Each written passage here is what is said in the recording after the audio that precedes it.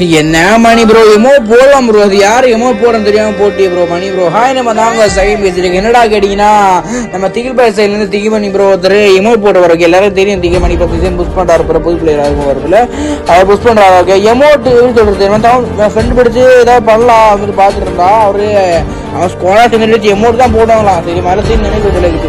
சரி எமோட் போடுங்கப்பா பிரச்சனை கிடையாதுப்பா நமக்கு அடிக்கணும். அதுவும் நம்ம லைட்டா இதுல நைட் டைம் ஓகேவா.